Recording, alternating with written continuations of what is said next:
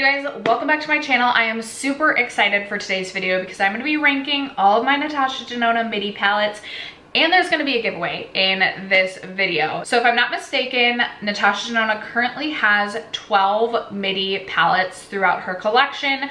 I have 11 of those. The only one that I'm missing is the Natasha Denona Midi Bronze palette. I do eventually plan to pick that up, but there's so many beautiful new releases and launches that I've been wanting and picking up that I haven't gotten around to picking up the bronze.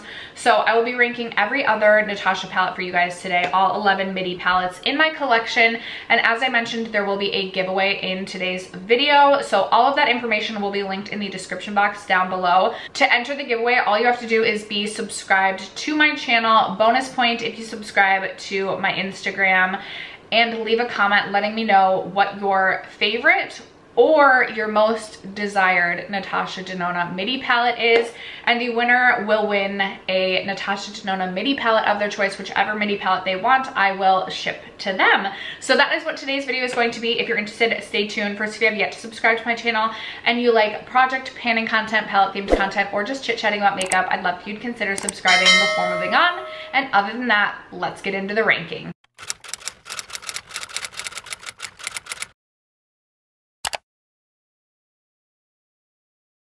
All right, you guys, coming in dead last is the newest Natasha palette to me.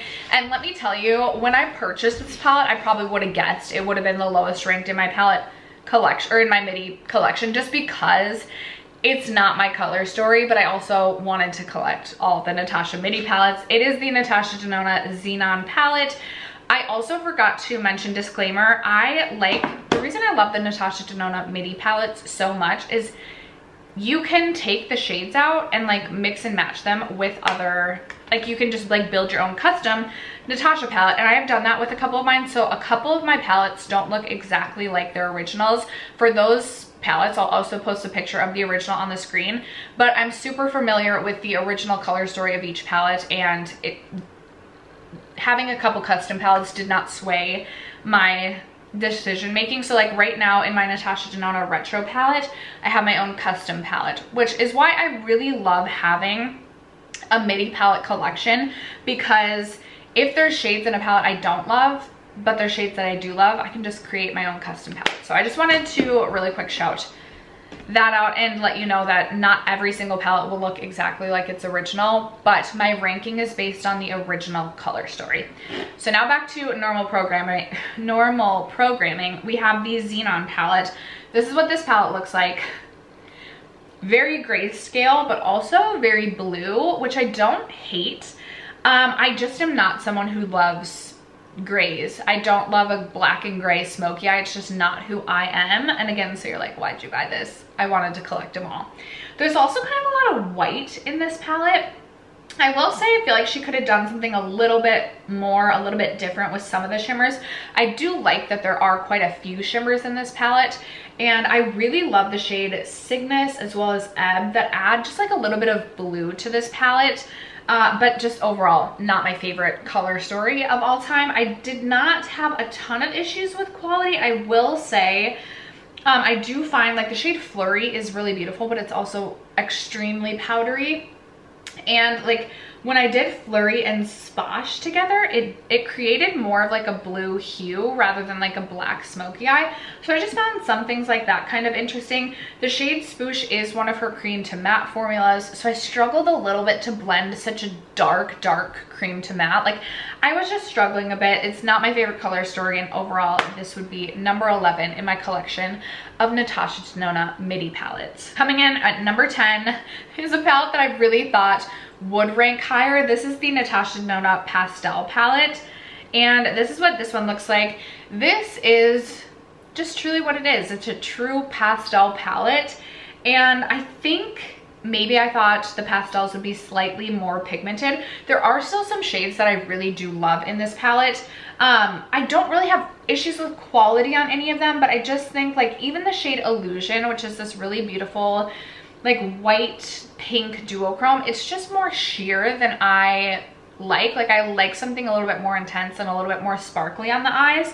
I also feel like there's a few shades in this palette that I just would have like traded out for something different. Like I feel like we have 3 mint shades that like maybe we don't need the 3 mint shades. I also like don't love the shade Starlit, but that's probably because I just don't care for red shades all that much.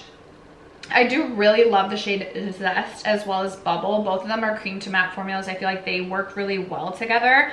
I've created some looks that I do like with this palette. I've also created some looks that I'm just like, I literally look like a clown.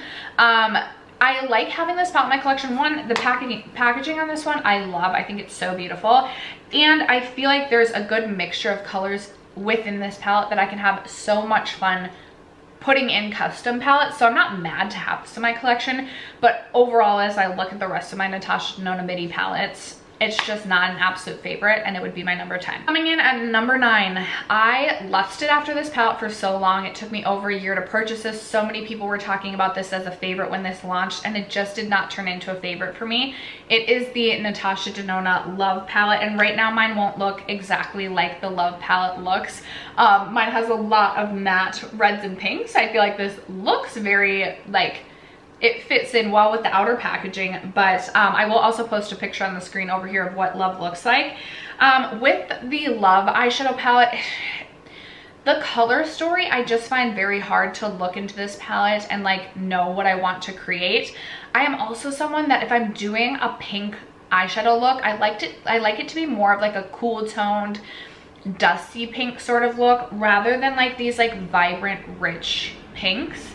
So I just really struggle with like my mind being able to create or be excited to create a look with the original color story. I find it very hard for me to piece together a look, but that's just me. A lot of people love this palette, but for me, it is my number 9 in my Midi palette collection. Love the outer packaging though, like the pink.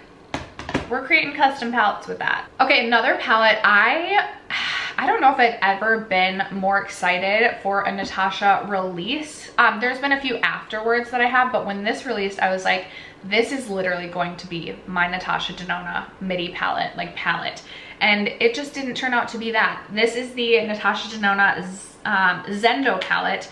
Mine also will look different. This has a mixture of shades in it right now. So again, I'll post a picture over here of what Zeno looks like. I actually have quite a few Zeno shades in my current custom palette.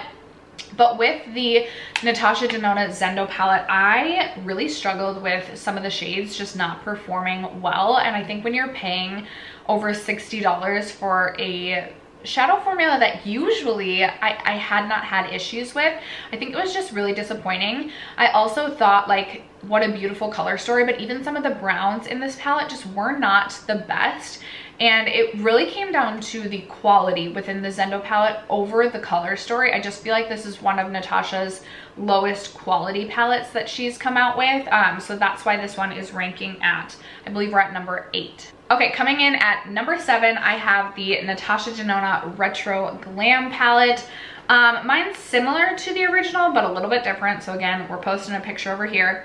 When I purchased this, I did not think this was gonna be my end all be all Natasha palette. I think the color story again kind of threw me off, but this is one that as I started to create looks with it, I would start to like pair things together that maybe normally I wouldn't.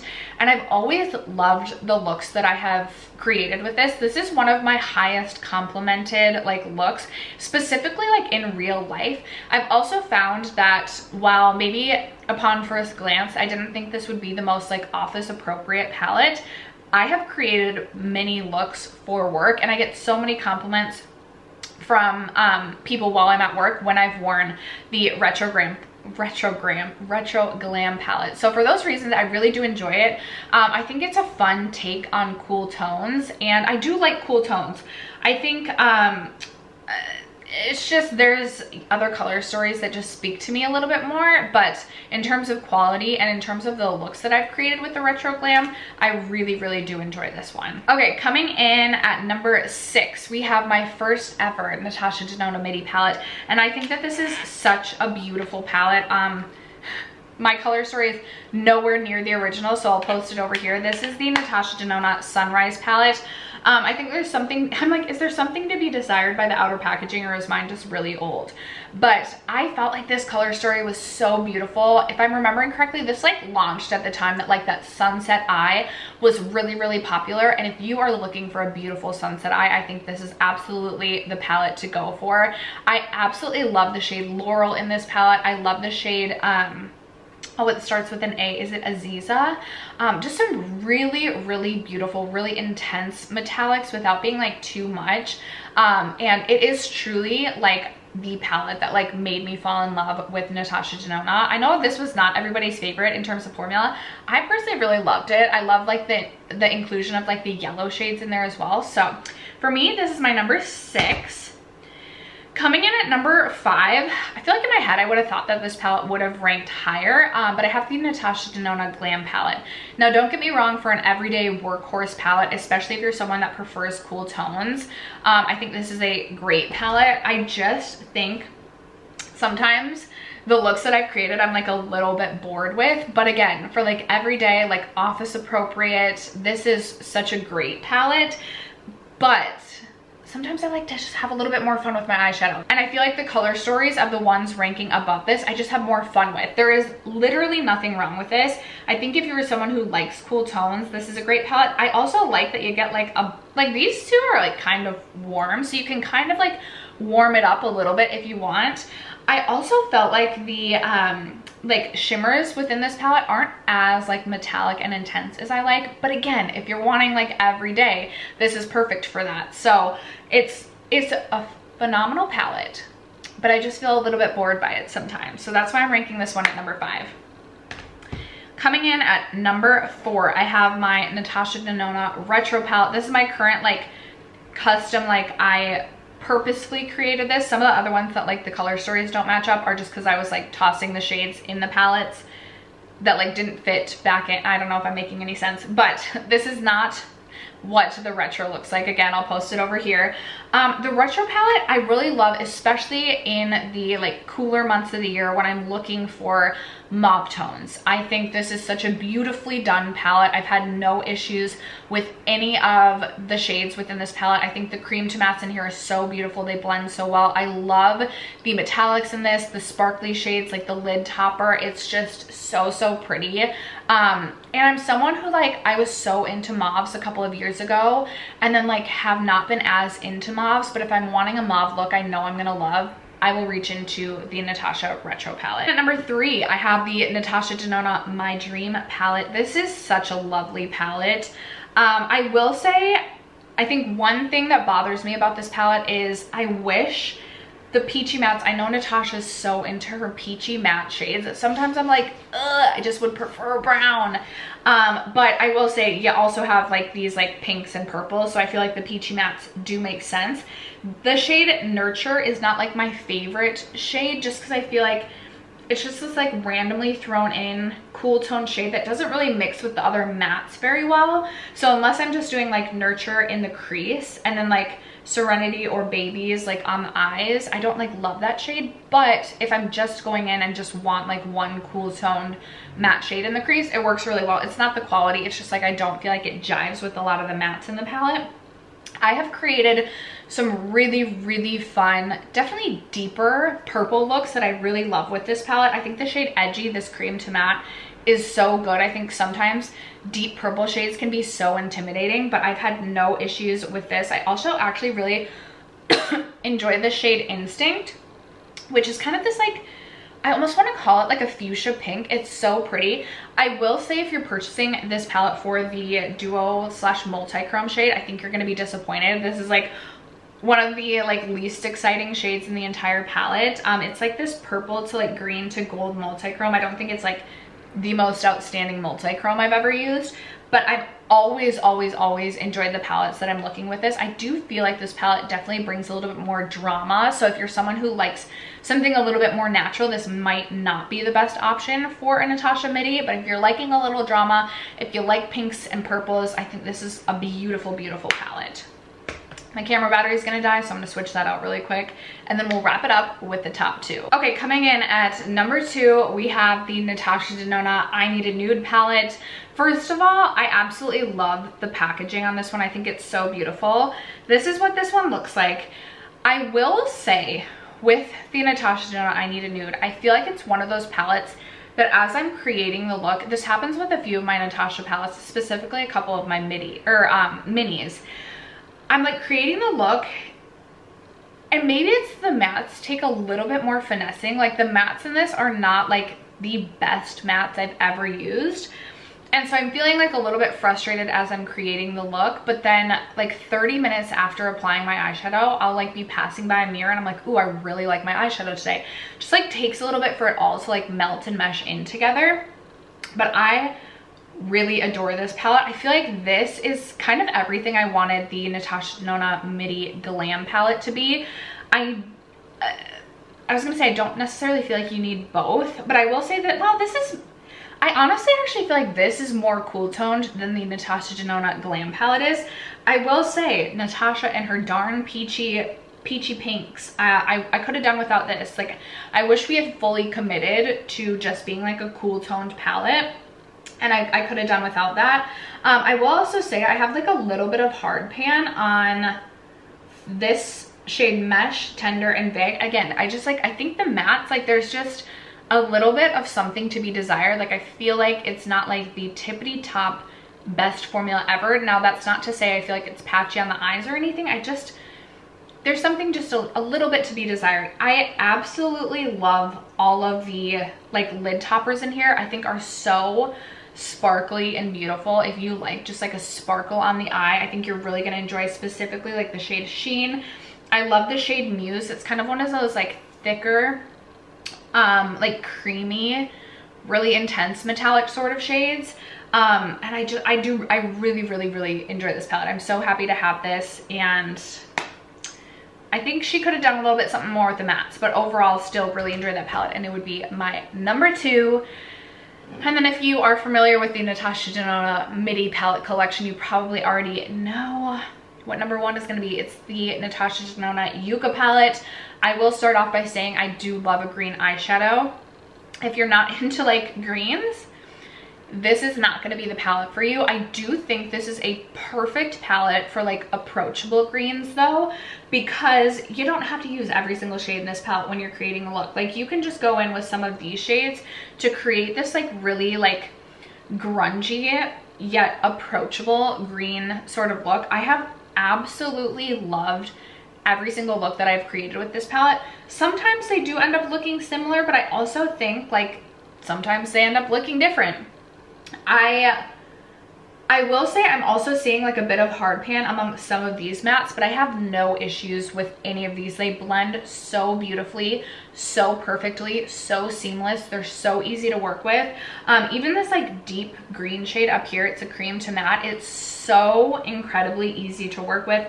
I was also really intimidated by the shade Willow, but I've had really good luck with that.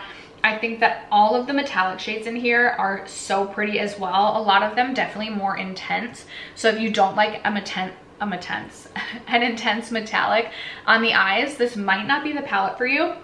I think the shade Elysian is like a little bit random, but I love this for like a deep satin taupey sort of shade. I think it's absolutely beautiful. So I mean, if you like green shadows, you literally cannot go wrong with this palette. I also love the outer packaging of this. I think it's so stunning and so beautiful, and easily my top Natasha Denona Midi palette in my collection. But after that, you guys, those are the 11 Natasha Denona Midi palettes throughout my palette collection and how I personally would rank them. I would love to know some of your favorite or least favorite Natasha Midi palettes in the comments below. Don't forget to enter the giveaway so that you can add a Natasha Denona Midi palette to your collection. The giveaway will end on December 9th at 11:59 Central Time. And I will reach out to the winner on December 10th and likely ship that directly from the Natasha Denona website. She has extremely fast shipping, so hopefully you'll get that right away. But that is going to wrap it up for today's video. Thank you guys so much for sticking around to watch and for supporting me and my channel as you guys always do. I love you guys so much, and I will catch you in my next video. Bye.